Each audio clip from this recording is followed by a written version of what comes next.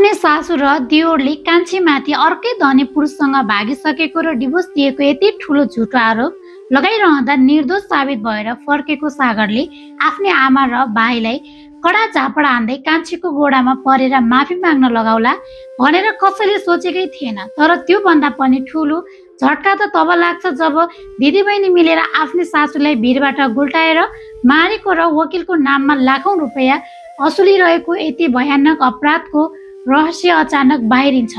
नमस्कार अनि स्वागत छ यहाँहरू सबैलाई हाम्रो च्यानलमा। आज हामी कान्छीको भाग 320 को कथावस्तु, पात्रहरूको मनोविज्ञान र यसमा लुकेको ठुलो रहस्यहरूको एकदमै गहिरो रूपमा समीक्षा गर्न गइरहेका छौँ। आउनुहोस् आजको भिडियो सुरु गरौँ। आजको भाग मुख्यतः 3वटा ठुला र महत्त्वपूर्ण प्लटहरूमा आधारित छ। पहिलो, सागर जेलबाट छुटेपछि घरमा भएको ठुलो भिडन्त र कान्छीको सत्यताको जित। दोस्रो, गाउँमा ठुलेको आगमन र चण्डिका तथा सागरको बिहेलाई लिएर फैलिएको गम्भीर भ्रम। र तेस्रो, सासूलाई भिरबाट खसालेर मारिएको आपराधिक रहस्यको पर्दाफास। कथाको पहिलो प्लटबाटै समीक्षा सुरु गरौँ। जब सागर जेलबाट निर्दोष साबित भएर आफ्नो कोठामा आइपुग्छ, त्यहाँ स्वागतको साटो, षड्यन्त्र र कपटको मोहलत देखिन्छ। आमा र कान्छा छोरा सन्तोष मेडिकलबाट फर्किँदा सागरलाई कोठामा देख्छन्, तर कान्छी त्यहाँ नभएको मौका पारेर उनीहरूले सागरको कान भर्न सुरु गर्छन्।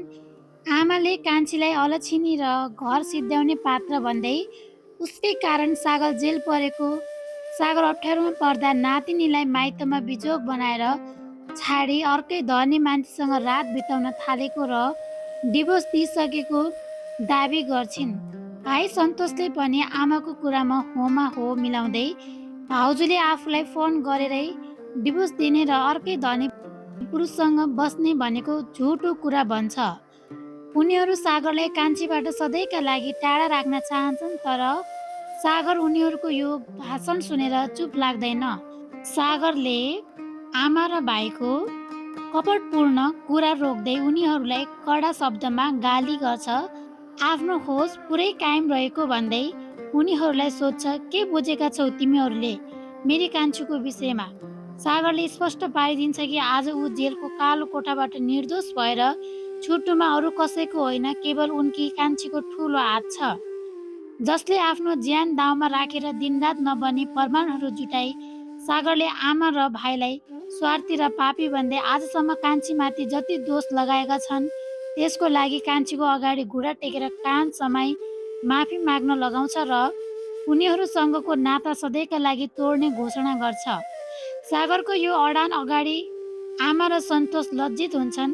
सन्तोषले आफ्नो भुल महसुस गर्दै भाउजू कान्छीको गोडा समातेर रुँदै माफी माग्छ भने आमाले पनि माफी माग्छिन्। कान्छीले आफ्नो महान र उदार मन देखाउँदै उनीहरूलाई सजिलै माफ गरिदिन्छन् र सासूको औषधि उपचार तथा खानाको व्यवस्था मिलाउन सन्तोषलाई आग्रह गर्छिन्। तर सागर आफ्नो आमा भाइको यस्तै स्वार्थी व्यवहारबाट यति धेरै रुष्ट भएको हुन्छ कि ऊ उनीहरूसँग एक सेकेन्ड पनि बस्न तयार हुँदैन र कान्छीलाई लिएर राति नै गाउँ फर्किने निर्णय गर्छ।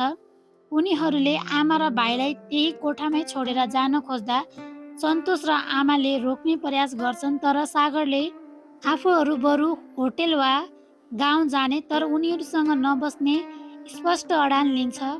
यो प्लेटले कान्छीको निस्वार्थ माया र त्यागको अगाडि छल र कपटको पल्ला जहिले पनि हलुका हुन्छ भन्ने कुरा साबित गरेको छ।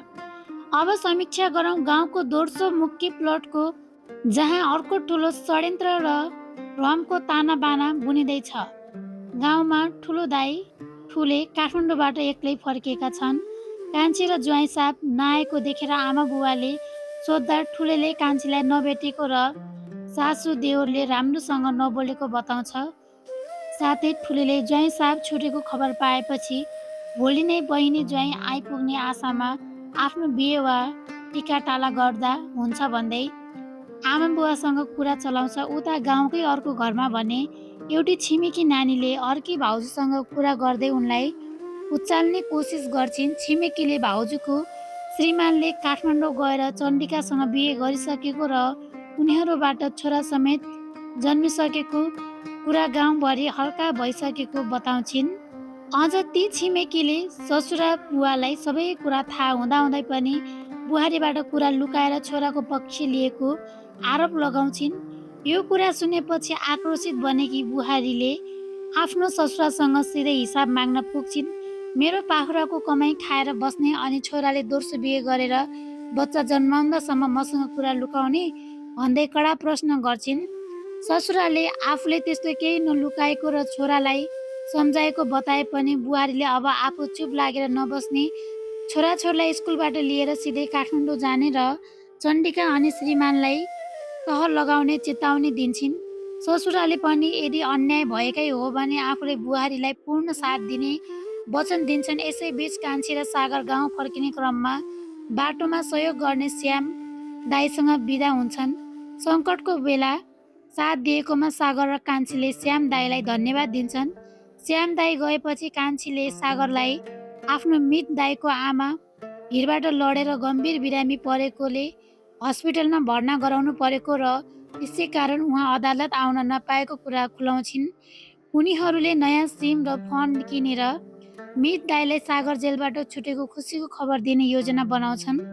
कथाको तेर्सो र सबैभन्दा भयानक अपराधिक पाटो भनेको दुई बहिनीहरू बीचको गोप्य कुराकानी हो। दिदीले भिनाजुलाई थाहा नदिई बहिनीलाई पैसा र गहनाको व्यवस्था गरिदिएकी हुन्छन्। बहिनीले जेलमा रहेका आफ्ना दाजु र दिदीलाई छुटाउनको लागि राम्रो वकिल राख्नुपर्ने र त्यसका लागि 4 लाख रुपियाँ चाहिने भन्दै दिदीबाट 1.5 लाख रुपियाँ फुत्काउँछिन्। तर वास्तवमा ती बहिनीले वकिललाई नभए आफ्नो प्रेमीलाई त्यो पैसा बुझाइरहेकी हुन्छन्। सोही क्रममा उनीहरूले आफ्नै सासूलाई भिरबाट उल्टाएर मारेको र हस्पिटलमा उपचार गर्दा गर्दै मरेको भनेर गाउँलेलाई ढाँटेको भयानक अपराधको पोल खुल्छ। गाउँको कोही मान्छे यहाँ आयो भने वा यो कुरा भिनाजुले थाहा पाए भने उनीहरू दुवैको जिन्दगी समाप्त हुने र भिनाजुले उनीहरूलाई पनि त्यही भिरबाट उल्टाइदिने डरले उनीहरू थर्किन्छन्। समग्रमा भन्नुपर्दा भाग 320मा एकातिर कान्छी र सागरको सम्बन्धमाथि लागेको अन्यायको बदला हटेर सत्यको जित भएको छ भने अनि अर्को परिवारमा सासूको हत्या र सम्पत्ति हत्याउने ठुलो षड्यन्त्रको नयाँ मोड खडा भएको छ।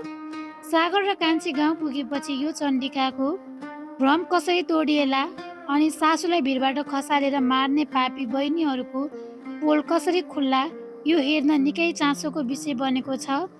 तपाईहरूलाई आजको यो भाग र हाम्रो समीक्षा कस्तो लाग्यो तल कमेन्टमा आफ्नो विचार पठाउन नबिर्सनुहोला।